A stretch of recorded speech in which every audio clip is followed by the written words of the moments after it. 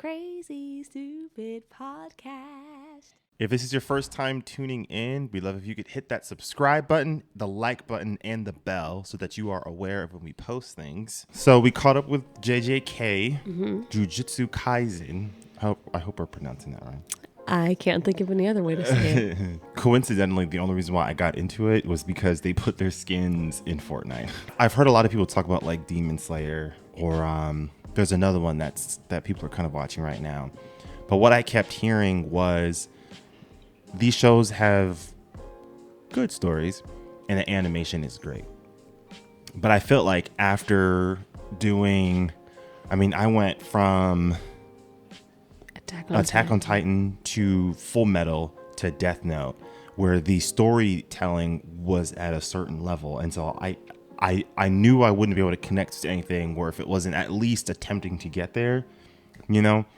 So that's when I read up on Jujutsu and I was like, oh, this looks like this could be a good follow-up. I'm having a great time. It did not disappoint. I am having a great time. It did not disappoint. Wow. Obviously, right off bat, the animation, like we talked about, it's just very pretty looking. It's just, I like to look at it.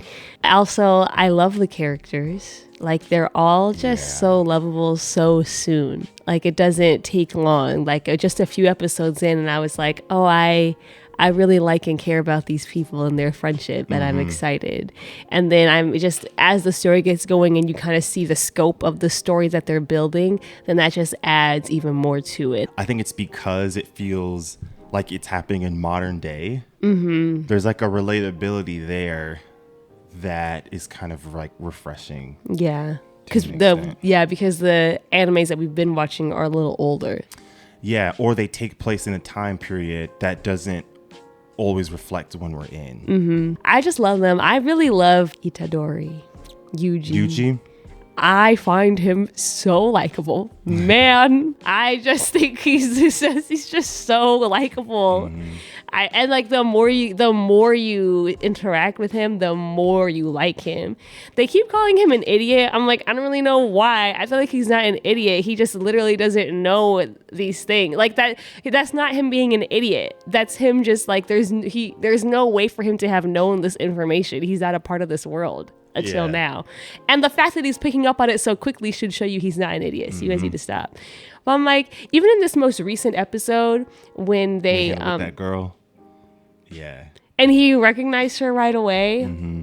I just thought that was so like it's just a little thing that tells you a lot about his character. And they're doing a lot of that. Yeah. Gojo is probably like a safe choice. I'm sure, he's made to be a fan favorite. The way that he's written, he's supposed to be like, oh, everybody loves Gojo, which is true. I do love him. There's a thing that I actually really love in anime, which is like there's kind of like two sort of characters on this spectrum where on the one hand, you've got your underdog who throughout the series grows and becomes like someone that he starts off incompetent and then he grows into be like, OP, like no one can touch him, and that story arc is like always enjoyable. But then there's also those other characters where you are introduced to them as, oh, this dude is not one to trifle with, and it is refreshing to see that in television or in films where a protagonist is good at what they do. You know what I mean? Mm-hmm. Like it's not an instance where you're watching them sort of fumble into becoming someone that's like a very powerful character, but you watch them and they're like, oh, they're very intelligent, they're very crafty, they understand their powers, and they're self-aware enough to know that like no one can touch me. Like that is very refreshing to watch sometimes. I'm pretty sure it's in like the first or second episode when Gojo is talking to Yuji about Sukuna and like how powerful he was. And Yuji asks him like, oh, so like if he were to like come out in full power, like would you be able to win? Like the way you're hyping him up. And he looks at him, he stops for like a second, and then he's like, I'd win. Yeah. What? What? Even like in the first episode when he's fighting Sukuna, he's like, all right, bro, I got to show off a little bit because my student's watching. Like, he just knows no one can best him. It is nice to see, although also it does simultaneously make me nervous because those typically are the characters that have to die for things to get real. Because as long as they're alive, it's kind of like you kind of have like a cheat code. Yeah. Although I don't know if that's the story that they're going for here. I think there's a chance he might die later on. But so far, it seems as though all of the antagonists are aware that we got to find ways to like avoid this dude. I don't know, but I'm like a little scared. I'm like, it's just in the back of my mind. It gives of like Ned Stark vibes. I also admit I like Geto. Okay, I'm sorry. All right, I've got a lot to say about him. They do sort of like embody like the core emotions of the show, you know, because so much of what Kento talks about, what Geto talks about, what Gojo talk about is his idea of like there are flaws in the jujutsu's policies in the way that they sort of interact with things, and like you're not solving problems, like you're just dealing with symptoms. Like all three of them agree like completely to that point. I think you've got Gojo where he's like, I'm gonna try to make like revolutionary sorts of changes. I'm going to bring up this new generation of young people to see the world in a progressive way so that when they get to where I'm at, they can make the changes that I just can't make right now, right? You've got Kento, who's a little bit tapped out. Like he still believes in like rules and structures, but he agrees with Gojo. He may just not be as like revolutionary as like Gojo is. Definitely someone who you can like coalition build for sure, because they have agreements on there are limitations and problems and flaws with what these sorcerers are doing. I think why I sympathize with Geto so much is like he is a product of what happens when people in charge of these structures only deal with symptoms. That I think is what I felt very much like empathy for him, because his whole arc is he's caring for this girl, and then he makes that decision that, listen, I don't really agree with what they want to do, right? And so he gives her the choice of like, listen, you can do what you want and we're going to support you. And then that gets ripped away. And it's what makes that so tragic is Fushiguro, he calls himself a monkey. And that was something that I kept pointing out. Like he has sort of embraced his idea of like, yeah, I'm kind of low down. I'm like lower class. You guys would probably like look down to me. So he sort of embraced this term, like this classist term essentially. And I do think that kind of traumatized Geto in the way that he ends up viewing humans, because he then goes on to call regular humans monkeys also. And it's sort of, it was sort of created from that encounter. And then you add into the fact that they found a replacement for that girl relatively short after the incident that happened. And so he's going through this situation of like, what is the point of all of this? Like, we're just kind of going through the motions. Like, what am I even doing here? And then they lose a comrade, that young kid. And then he's like, is this just inevitable where we're all sort of going, And so that season 2 arc felt like a really good job of like how you give more layers to a character. Like if you wanted to know how to like add depth to an antagonist, like this season of JJK like did a really good job. That entire arc with the teachers back in the past, I thoroughly enjoyed. Yeah. It was so well done. Yes. I also picked up on some similar things with Geto. I was thinking about how the problem in the show is that like humanity is like the author of its own demise, right? Like the curses that are popping up because of humanity's fear and violence and emotion. And that is like then backfiring on them and causing their own demise and harm. unbeknownst to them, they don't know, but that's what's going on. And then the show takes it another step where they're like, and also the earth itself is producing curses because of the way that humanity is treating the planet. Yeah. And so like on two different levels, like you have humanity just sort of creating this situation where they are in danger all the time because of their own actions, right? Yeah. So like they are the cause of the problem. And then you have people like the sorcerers, and Geto is in rooms with people all the time that have like the ability to do something about it. Like they're the only people on the planet that can do anything about it, right? Like the sorcerers and then all the people in charge are the only people on the planet who can do anything about it. But like as he's looking around, it's like to them it's like very run of the mill. Like it's just kind of like a job or a game or like a thing to like get better at, like a skill to build. Like it feels very like day to day. Like even when he's talking to the other sorcerer guy, and he's like, "Can you like keep doing this? Like, do you feel like you can do this?" And the guy's like, "I mean, I guess. Like, I've never really thought about it. Like, it's cool with me." Even when he dies, and Kento's like, "Can we just send Gojo to just deal with this all the time?" Like it's like an errand, you know? Yeah. So it's like they're just like, it's like literally just an errand, like just run of the mill. But Geto is the only one that has to literally ingest the trauma of it every time because that's his thing. He absorbs it. So while everybody else is like I think like the thing that happened with the girl was traumatic for both of them, right? Yeah. But Gojo out of that got stronger. That's like his biggest takeaway out of that whole thing is like because of what happened, he tapped into like a whole nother level of his capabilities and became like this superhuman tool that now he feels even more powerful and capable to do things about it. But for Geto, he didn't get that. That situation made him feel less powerful. It made him feel like powerless. Yeah. And then he's just like you said, going through the motions of all of this stuff. But for him, it's like it's hitting him different because the way he has to interact with it. And then it kind of taps into what you were saying, like because the people that he's surrounded by and all the people above them who have the ability to do something about this are just not that invested in doing something about it. Yeah. And also, when they're questioned about it, they brush it off because he met that girl who was like, she's like, what? She's a grade 1, right? And she doesn't do missions because she's like, I'm more interested in trying to solve problems, but like they're not interested in that. So he sees like that's getting brushed off.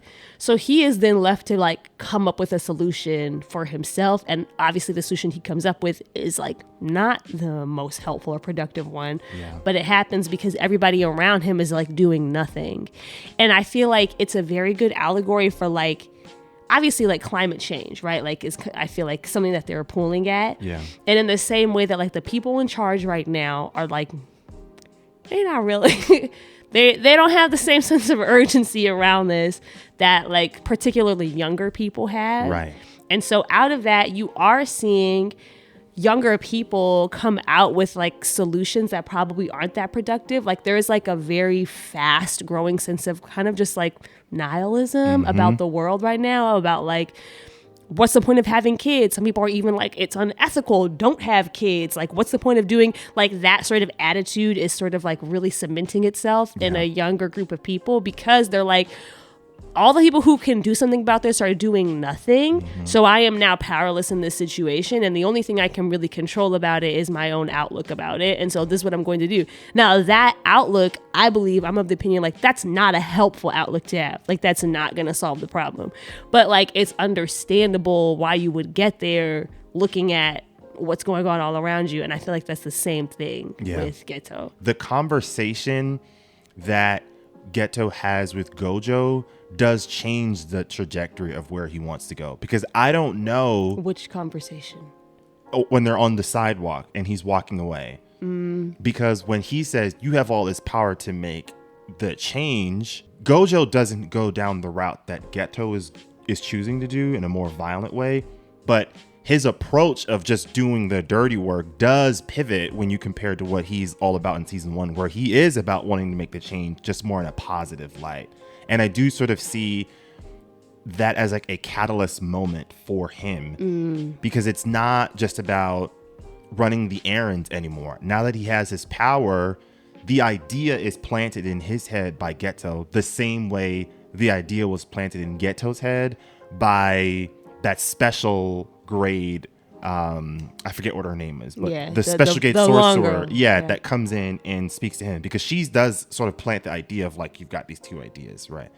And so, I think they just did a phenomenal job. And I was really trying to think about like, why do I feel so connected to this show? You know, like what is it about these characters, the feelings, the vibe, like the aura, the ethos of it? Like, what is it that feels so relatable? And I think it's just sort of what you sort of tapped on. Like, the show is very much in tune with what a lot of millennials and Gen Z are experiencing like every day, right? Because in Jujutsu Kaisen, you've got these young people that are looking at all of these structures of power. You've got these sorcerers, then you've got all these other religious groups, these other institutions that are not trying to make long-lasting change and power, right? And it does sort of feel like what a lot of us are feeling. This generation of older people that have all the power and resources and tools are just not doing it in a more productive way, and they are unwilling to give any leeway in allowing us to enter into those spaces, right? Because I'm thinking, as I'm watching, like, the author is very intentional about the words he's using, because Gojo mentions old people and conservatism, right? He mentions climate change like word for word, like he says it. So it literally means like global warming exists in their world, right? He mentions separation of church and state. And then he also mentions like, you're not dealing with structures and root causes, right? And then he talks about trying to bring up young people, and that no one has the right to take away the youth from young people. He says that multiple times. And the other guy said that too. The blonde guy said that to Kento. To Yuji. Yeah. Which exactly. And that it shows you that is essentially what happens to a lot of millennials and Gen Z because of the incapability of people in charge. You think about school shootings, what that does. Mm-hmm. You took the youth away from those kids because that changes what they have to go through. They don't have the ability to get older and have a house, have a family, because they just can't afford it, right? Mm-hmm. The stresses that they have to deal with now does rob young people of what they should just have as just an enjoyment, as their right of being a young person. It's just not there anymore, you know? That's a very good point. You know, and so I think that's why I'm watching. I'm like, yo, why did I fall in love so quickly? And I think it's because it's speaking to the soul of so many young people. I do wonder if for Geto, I do wonder if this was inevitable for him in a way. I don't know, but I'm thinking like after what happens with the girl, part of what pushes him over the edge is like what he's seeing in those missions, like when he's like, which view of humanity do I take? Mm-hmm. It's what he's seeing when they send him like out to like rural areas where like people who are sorcerers, well, they're not sorcerers, but like they have the ability to see curses, or they're like being mistreated. Like that's kind of like what shifts his thinking or pushes him to more towards that direction.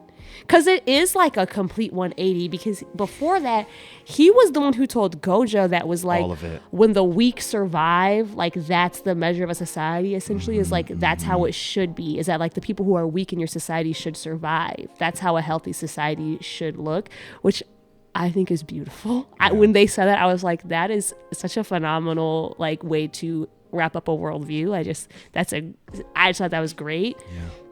And it's a complete shift. And I don't know, like I wonder if that shift could have still happened because of what he sees in the aftermath. And just due to the nature of what his curse ability is, mm-hmm. he has to be the one to internally process all of these dark, sad, heavy emotions Yeah. that humanity is dealing with. And that's something no one else, like he says it, no one else knows what this tastes like. No one else has to deal with this on a daily basis. And they're sending only me to do this very dirty task of living in this filth, quote unquote, 24/7, no end in sight. And then he's seeing he's losing his comrades, and he's like, nah, this ain't it. I'm also like, does he hate? I don't think he hates humanity.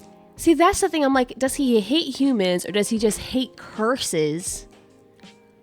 Yeah, because he says they when he's talking to the special cursor, he says, well, they both sort of touch on like evolution, like a bird that's pushed out of the nest, right? Forcing them to learn how to fly. And if they don't, that's it, right? And so I think that's how he sees humanity. If I can force humanity just through natural selection to gain the abilities that I have, the world will be better.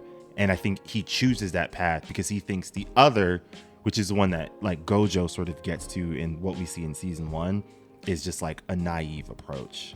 But she hints at a third option. I need to rewatch that scene again. But when she's talking to him, she gives two options that are neither of them are what he does. She says one of them had to do with Fushiguro, the father, and the ability that he Heavenly had Pact. as a human. Yes, the Heavenly Pact. And she said she actually wanted to study that because she thought that could be a path to a solution, but he died. You're right. And also, she asked him, and he said no. She asked Fushiguro, and he denied her. But like, that's one option that she gives. And then I need to rewatch it again to remember what does she say, because there was the option that had to do with the Heavenly Pact. And then there was the option, well, she says one thing where like the way he implies it is, so if that's the case, then if you kill all the humans, you won't have any more curses. Yeah. And she says that's true, but like that's not what I'm getting at. So there was two options, and neither one of them had anything to do with killing all of humanity. I need to go back and watch it. Yeah. Because I do think that's going to be important. I do need to talk about Fullmetal Alchemist. I'm all ears, my friend. As you know, I finished Fullmetal Alchemist. Yes, you did. I had two key things that just really jumped out at me. And they're actually kind of like one. But I was just thinking about at the end of that show, after, everything is revealed, like the entire plot has come to light and obviously like solved, right? But I was thinking about how the show is getting at this idea of like, one, a nation that, unbeknownst to its citizens, was founded on violence and oppression. Like, what they learn throughout the show is that Armestria, is that what it's called? Armestria only exists because they were going to use it as a tool to make the powerful people more powerful. And they learned that every single one of their, like, at every major historical event in their history was actually like a very strategic planned thing to help get this goal, to like the end game goal of like what the military people think is making them immortal and more powerful, but actually unbeknownst to them is actually, screw you guys, make this one guy really, really, really powerful. But then that gets to another idea of like, how oppression also hurts people that are a part of the oppressive group. Yeah. Because like you think about like the Ishvalans and how like to Armestria, they're like, we won this war, like good for us. And like they look down on Ishvalans, right? They think of them as dangerous and violent and whatever, outcasts, right? But they don't realize that the Ishvalan war is actually just a tool so that eventually they can be used as tools to make this group of people ultra powerful. Yeah. And I just feel like that's such a good way to get across like a real life message of how oppression actually functions and works in real life. Like when you think you're part of the in group, that's when you think that you're going to somehow be a protected class from whatever horrible thing is happening, most likely whatever horrible thing is happening is just a tool to get one over on you anyway. Yeah. It also shows that, like, in a very, like, twisted way, the people who have bought into this system are sort of fed this idea that you're given a false hope and a chance that you can make it, like, to the top, right? While also ignoring all of the tragedy that they are experiencing, like, on a daily basis. Like, I thought about with Riza, she's the one that works underneath Roy Mustang. Hawkeye. Yes. And how she's done pretty well for herself, you know, after the war, but she's never really gotten over what they had to do to get there. You know what I mean? And I think, you know, Roy Mustang, I think, was one of the more interesting characters because, yeah, like, you were able to make it, quote unquote, to the top, or you were introduced to these rooms of all these important people. But think about everything you lost. Like, not just like you lost men, or you lost pieces of your humanity in the process. Yeah. I don't think that that's worth it, because I think what the show did a really good job in showing, if Riza wasn't there when when Mustang tried to take out Envy, he would have lost all of his humanity. And I think that's sort of the point. If your only pursuit is to make it to the top in an impressive system, you are going to lose pieces of your humanity that are necessary in order for you to make the changes that are like to make, like, long lasting changes for the people that you initially said you were doing this for. Like, you did start to see that a little bit with Roy, and a lot of people were like, why did he have to save Envy in that scene? And I think that's why. Yeah. I appreciate the messages of the show. And also, I think sometimes in real life, you can't play as cleanly as they played. We talked about this actually on my family FaceTime the other day. We were talking about Jimmy Carter and how Jimmy Carter was really true to his ethics when he ran. He lost his second term largely because he lost the evangelical vote because he wouldn't take a pro-life stance. And a couple other things that they mentioned too, and how, like, you know, there's people generally, like, don't have a lot to say like bad things to say about Jimmy Carter, right? Yeah. Like, when you look back on presidencies, there's usually like some sort of dark underbelly thing that people are like, yeah, but they did this. With Jimmy Carter, that's not the case, right? Because he was very earnest. However, he lost that next election to Ronald Reagan. And because he lost to Ronald Reagan, like, Ronald Reagan is to blame for a bunch of the problems that we have right now. And sometimes I wonder if that's the gamble that some politicians are making of, like, if I stay true to this and I lose, then, like, I can't do any of the things that I want to do in the first place. Like, my hand isn't even in the game anymore. Right. You know? Versus, like, maybe I do play the game a little bit sometimes so that I can stay here. Like, I kind of think about it, like, even at the end of the show, with the Philosopher's Stone, and, like, Ed and Al were like, we will not use that at all. Like, they refused to use it because of how horrible it was and what it represented. And they didn't, and they were able to successfully get what they wanted without it. But in the end, when it comes to Mustang, he's like, listen, I know it's something horrible, but, like, I can use it to do something good. Yeah. And I feel like it's kind of like, I don't know, sometimes. Well, I mean, to me, that doesn't seem like they're as idealistic. I think the example with Mustang aligns pretty accurately with what the example you gave with what Jimmy Carter could have done. Yeah, that's what I'm saying. Oh, it's I like thought an you were example saying of them. where they fell short in the show. No, I mean, no. Okay. No, but I mean, I think one thing you could say is like, I do think like Ed and Al's tactic is presented as the right one in the show. Oh, well, I guess I saw that differently. I saw multiple choices. Okay. I think that's how I sort of interpreted it.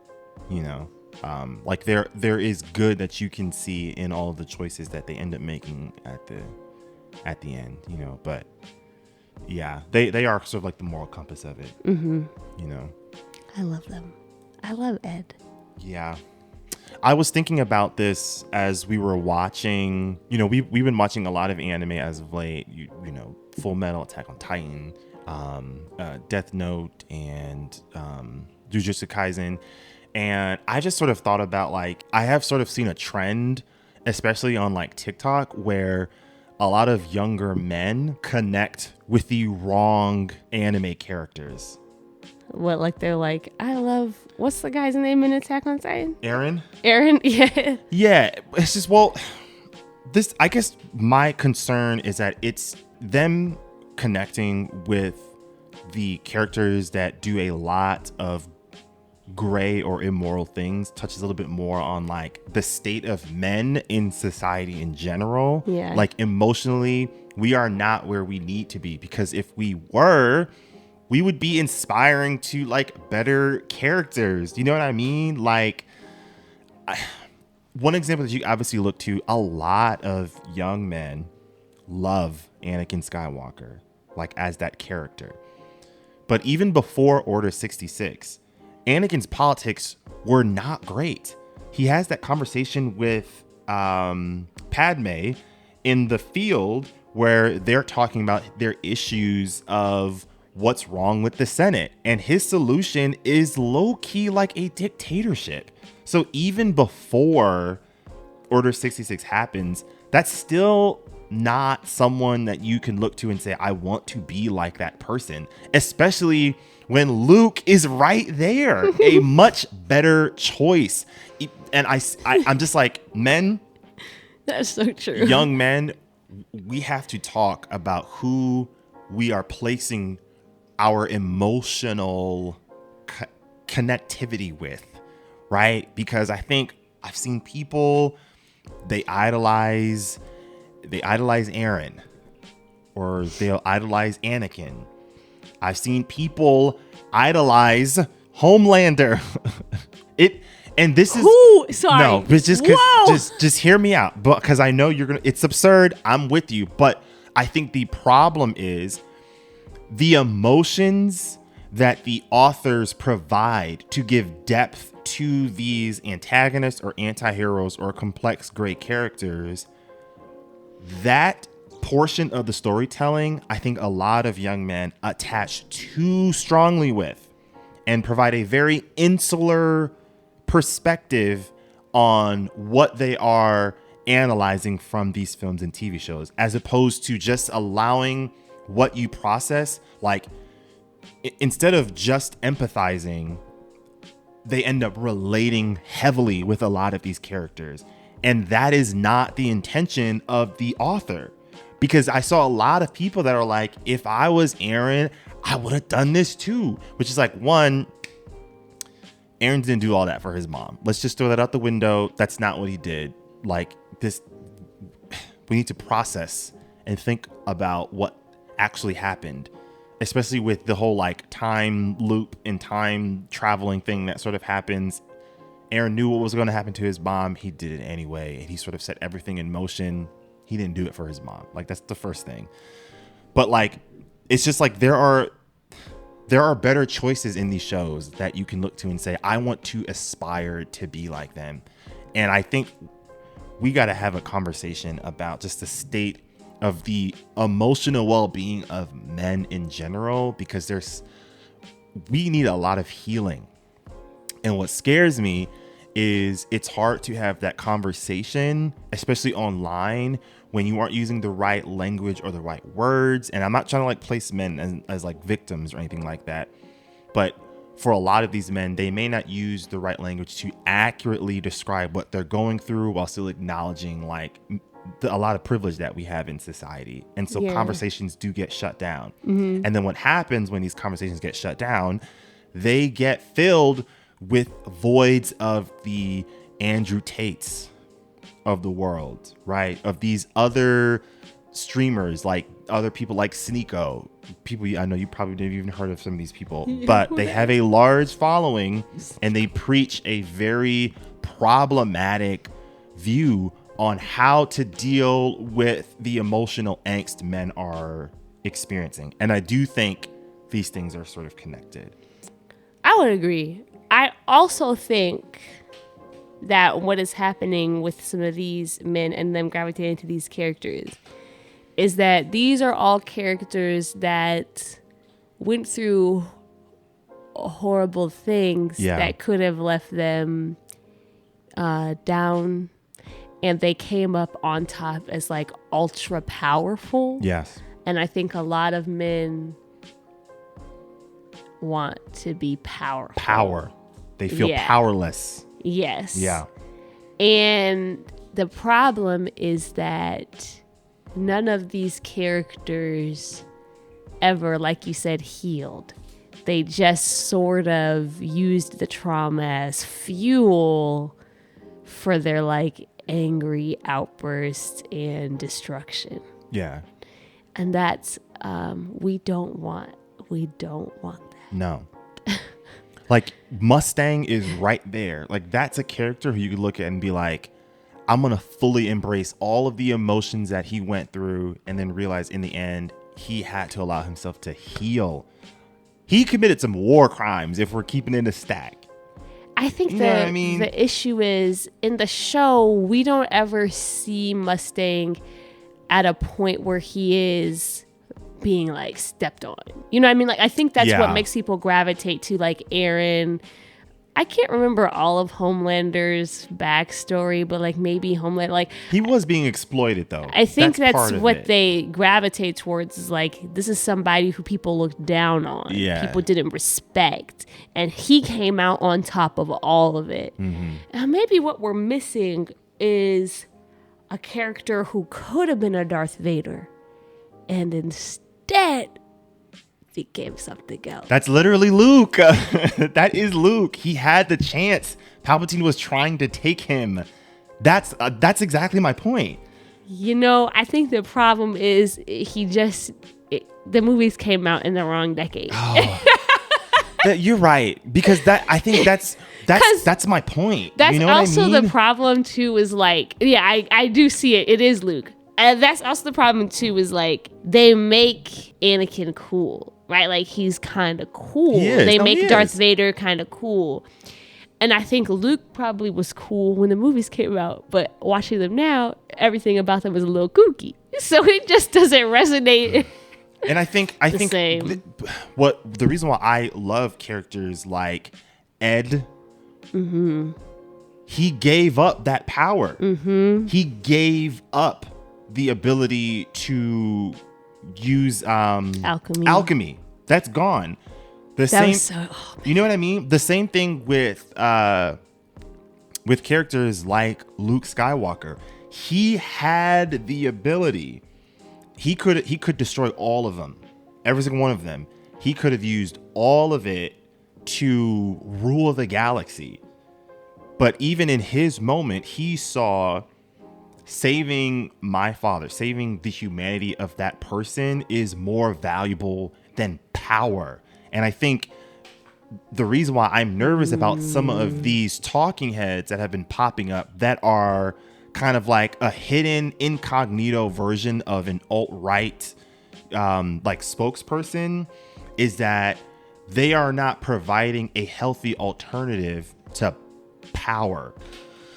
So there's all this controversy. There's this new game that comes out. It's called Starfield. And apparently there is the ability for people to like choose their pronouns. And everyone is losing their fucking minds over the ability to do that. But what I find so interesting is again the response from a lot of these like conservative gamers, because it feels like, one, you're being like intellectually dishonest, and two, you're like high key gaslighting people because we know what you're trying to say. This idea that now all of a sudden these companies and industries are like trying to be political is not only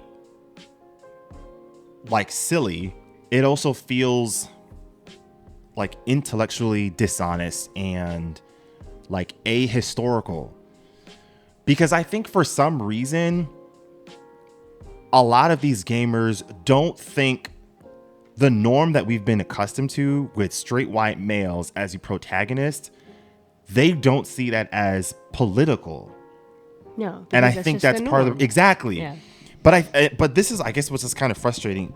It's not a hard concept. Everyone would agree that like in the last like 20 to 30, 40 years, white straight men have been dominating as the protagonist genre in all of art for the most part. So everyone knows that, like, it's a given. For you to be okay with that continuing to be the norm means that you are not, it means that you don't have a problem with companies being political. And I just kind of wish people would just be honest about their feelings when it comes to this, because it's not about them being political or not. You just don't like anything related to queer people. And the conversation online feels like there's this elephant in the room that I just wish, could you just be honest with yourself and with us when we want to have this dialogue? It's not about it being political, because it was political when marginalized people were not represented in film and shows and video games for decades. That is a political statement, because these companies knew that marginalized people were playing their video games and they chose to not represent them intentionally. That is a political statement. It's just a fact. I just wish you could be honest. You want to avoid queer people in your video games. Can we just at least just say that? I think. Can we just say that? I think there are definitely people that are being dishonest. I do, however, think that for a lot of people, whiteness is not political, blackness is. Straightness is not political, queerness is. For a lot of people, that's their mindset. And honestly, I think that was the mindset of a lot of these companies for a long time too, because all these identities exist in contrast to the norm. They're invented to be like an offshoot of what we consider normal. Yeah. So I think there's a lot of people that aren't aware yet of what you're saying, that for them, having just white people, having just straight people is the absence of politics, because their identities don't feel political to them. Yes. Spot on. So 100% spot on. Because I'm listening to these people, these gamers go on these rants of like, you can't help but trying to force your worldview and placing yourself at the center of these stories. And I'm like, do you not? The cognitive dissonance is insane right now as you're speaking. Because if you are like, non-political is to just have straight white men and women as the only options for you to choose as your main characters, that means that you are going to accept the fact that there are going to be Black, Latina, Asian people, and queer people that do exist in the real world, but there is zero space for them in fantasy and escapism as you're playing a video game. That is essentially what they're saying. The only way to maintain escapism is for people to look exactly like me in the games that I'm playing. Bro, that says more about you than it says about these companies. If you get so tapped out where you can't feel like you're in escapism anymore because someone was like, we're going to add pronouns, and this was made specifically for a group that does not include you. If you can't enjoy the game anymore, it's not about the companies pushing an ideology that you don't care about. you are being homophobic. You are being transphobic because there is something that's blocking you from enjoying a video game due to an addition for this video game that was not meant for you. Why did we just click he, him, and move on? And just move the fuck on. Just click he, him. You'll never have to think about it again. That's literally it. I don't know what to tell you. I also just want to say shout out to Simmers because the Sims added pronouns to their game several months ago. Holy and I didn't hear a smokes, peep. bro. The Simmers said, okay. The cognitive dissonance wow. is insane. I don't know if you have, her name is Starla or something. She's this white girl who had box braids. Oh yeah, I think I saw something, but I didn't really tune in. Like she like losing her hair or something. Yes. Ew, that laugh is so gross. Okay, here's the thing that I just have to say, okay? They love to be like, it's just a hairstyle, it's just a hairstyle, it's just a hairstyle, it's just a hairstyle. Here's the thing. I honestly believe that if you as a white woman with box braids operated as though it was just a hairstyle, I actually think that black women wouldn't be paying you as much mind. I think we might just kind of quietly roll our eyes and be like, look at this white girl with box braids and moves on. Mm-hmm. The thing is, we know that it's not just a hairstyle to you because not only do you put the box braids in, but you go out of your way to antagonize black women with your content. That was her whole page. It was, I'm the white girl with box braids. Come say something to me about it. It was, I'm going to impersonate a black woman in my videos. That was her whole thing. So it's like, you know, it's not just a hairstyle because you're not acting like it's a hairstyle. Listen. Janae Aiko wears box braids all the time. Okay. Now, my understanding is that she is like thoroughly mixed, like just has a lot of different ethnicities going on all the time. I'm sure some of those ethnicities are black. I really don't know. But all I'm gonna say is, I don't think people look at Janae Aiko and think that's a black woman. And also, people are not checking her for the box braids. Yeah. No, we don't care that much. The problem is, you get on here and you make it your whole persona to be the white girl with box braids. Look at me. Ha ha ha. Black women are mad. That's the whole thing. So number one, you know it's political. That's why you did it. Then Yo, that laugh. It's so evil. Her hair. She took her box braids out on live. I think I believe it was on live. It was either on, she filmed this whole process. Oh no. She takes her braids out, okay? When you take your braids out, your hair is kind of like, because you comb it out I don't know what white people do, but when black people get braids, you comb your hair out to get the braids put in. So you take it out, your hair is kind of like stretched and like in like a large, like frizzy state. She, of course, is calling it an afro, which again, you're antagonizing black women. That's what you're trying to do. You know that. She keeps using the word afro to refer to her hair. And then she goes to wash her hair. When she comes back from washing her hair, she has a giant matted mess in the back that she cannot comb through. Which, like, when you have braids in your hair, like, yeah, your hair like shed, like your dead hair is like, falling out, but it has nowhere to go. So it's like getting stuck in, like, that's what happens. Like when you take your braids out, it's going to look like you lost a bunch of hair because there's all this dead hair that you just combed out that's been in there for months. She didn't comb her hair out before she washed it, so she had a huge knot in the back of her head. Her hair texture is just not really built for this. She could not comb it out. She had to cut it off, right? So she had to cut through this knot. Now, what's funny watching the videos is she's cutting it off and she's like, LOL, like, like she doesn't care, right? Like, suddenly this is not a big deal. Like, oh, I wanted to have short hair one day anyway. I wanted to try I wanted to be a baldy one day anyway. Like, trying to be very nonchalant about this. But honey, we know from watching your videos in the past that this is your whole identity. You can't lie to us because you already told us. We watched you for months be the white girl with braids. This was your whole thing. Oh boy. So God don't like ugly. God does not like ugly. Karma's a bitch, and then she really got your ass. I don't know what to tell you. Also, black people did try to warn you. Were people being rude? Yes, because you deserved it. But also, it was real. Yeah. You're not supposed to have those in your head. It's not meant for you. There are Black women whose hair texture they know is not conducive for box braids, so they don't get it. Like, something like you mess with things you don't understand. That's what happens. And I don't feel bad for you at all. And now she's wearing a wig, which I also think is very funny. It's very funny because even with the wig, everybody wears wigs. Everybody wears wigs.